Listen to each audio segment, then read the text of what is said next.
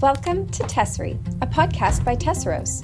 Here, we're learning in the workshop of everyday life. Small adjustments, simplified workflows, creative ideas explored instead of ignored. Each episode, I share real stories from home and work as I experiment with technology and AI. Not to chase perfection, but to build systems that support what actually matter. Because when our systems support us, we create space for the things that shape us. I'm glad you're here to build this mosaic. Let's place the next piece. Hello, welcome to episode 10. I can't believe we're here already. This week has been a odd week. We came back from spring break and had a wonderful time with family and activities and play. And then started our school and work week off with some really challenging news that made it a little bit hard for us to focus. And then we have a short week this week as well as next week. So getting ourselves straight and organized has been a little bit of a challenge for all of us. But one thing I've been thinking a lot about is the idea of making something better than it was. And when you're feeling chaotic or depleted or your motivation or discipline aren't coming, how do you make things better than it was? And what carries me forward is a combination of a couple of things. So we talk in our house about the robots, and the robots are the technologies that do the tasks for us without us having to be involved in the entire process. And for a lot of people, they start thinking like, oh, the things that get up and move around and are intelligent. And to us, my dishwasher is a robot. My washing machine is a robot. Roomba is a robot. It's those pieces of electronics that move along and they have a low enough activation cost that even when we're depleted, we can still press go. And so you don't have to be okay for them to run. And it doesn't take a lot of effort. It takes some, but it's easier to keep moving forwards if there's something else to help you carry the load. And then the other thing is a menu. Having enough projects and tasks at different sizes and energy costs that there's always something you can match to the energy you have right now. And so to me, 20 projects isn't chaos, it's options, especially if they're not like you have a due date of a week. But just here's the things that we would like to get done over a breadth of time. And so to me personally, this might be like house projects or painting or creative ideas for work or new integrations I want to test and play with, laundry. Whatever those things are for you, having a set variety that you can pull from to match your energies means that you can always move forward even if you're not feeling ready. The other thing I've been thinking about is we talk a lot about minimum viable projects or taking a big project and breaking it down into the smallest pieces that you can complete so that it's done and makes you move towards your bigger goal. But I'm thinking about another type of project that's minimum viable improvement. And so, where this led from was my 5-year-old was asking for some more iPad time. And I had said if he wanted to do that, then he should do something to help progress the house forwards first. And so I'd actually asked him to wipe down his bathroom counters, but he wanted to scrub the toilets. And I'm not going to be one to say, no, you can't do that. That sounds fantastic. And so I helped put the cleanser in and he wanted to do the scrubbing. And so I got the toilets ready and he got the scrub brush. And then I let him go about doing his tasks while I went on to other projects. And so he came and got me and he said that it was all done. And I said, is it all the way clean? And he said, almost. It's as good as I can get it right now. And I said, okay, great. And he said, is that good enough? Of course it is. It's a 5-year-old scrubbing the toilets. That is absolutely good enough. But there's so many projects that are like that where they don't actually have to be perfect. And if they're better than they were, that's valid and useful. And he felt proud and I didn't go redo it. So he didn't feel like he wasted his time. And I think that's a very important one. I've seen this so many times at work where someone tries something new and someone comes in and redoes the whole thing because it wasn't exactly right. It's like, but did it actually have to be exactly right? Or could we just take the win of saying, this is progress?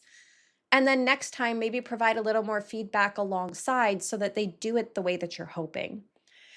And I think if you can keep that philosophy of splitting big jobs down into the smallest version that moves the needle, you're going to find a big win. One of the other things I was thinking about is sometimes when things get hard, we just push through. And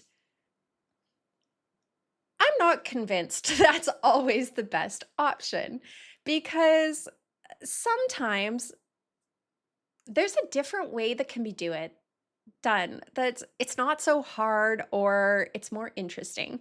And especially when it comes to creative or play type objects, we can see this as well. So we've been playing Valheim together as a family when we finally got to the Ashlands, and it wasn't fun. And our characters were dying all the time, and it was too hard. The waves of bosses kept coming, and we didn't want to play anymore. But we barely had landed on shore. We didn't even get to see what the land was. And so we decided instead of fighting through or feeling like we didn't get to finish the game or didn't get to know what was there, we were going to pull it off of the server and play in creative mode. And we got an extra, oh my goodness, probably like 48 extra hours of play out of the game because we decided to switch the mode. And instead of doing it the correct way, we did it the fun way. And I think it's important sometimes to just pause and go, what is the actual point? Is the point to do it on hard or is the point to explore? And sometimes that changes depending on where you're at. I also asked Gemini for some mood boosting creative projects.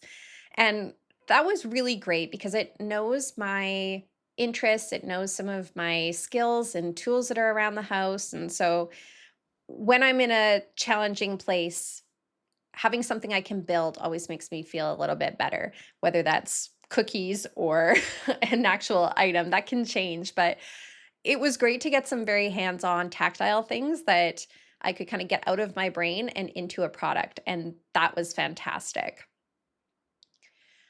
Work wise, it's been a lot of just quiet business administration over the last little bit to move our company forward without requiring us to be on all of the time. And so, a couple of things that I've been kind of working on setting up and cleaning up are separated email addresses that drop directly into different folders so that my main inbox is better organized. I was starting to worry about missing things. Also, getting my accounting email directly set up so that I could have that linked to my bank account for direct deposit. I've also been working on Stripe and PayHip integrations and testing that everything was working as anticipated. Um, and then starting to plan for financial analysis for when I'm going to want to upgrade or modify the plans that I'm on. And then I also got Google Analytics set up for deeper website insights, which was kind of fun. None of this is particularly significant in its individual moment, but all of these pieces compound and start moving the dial towards a business that is separate from us, which is pretty cool and exciting.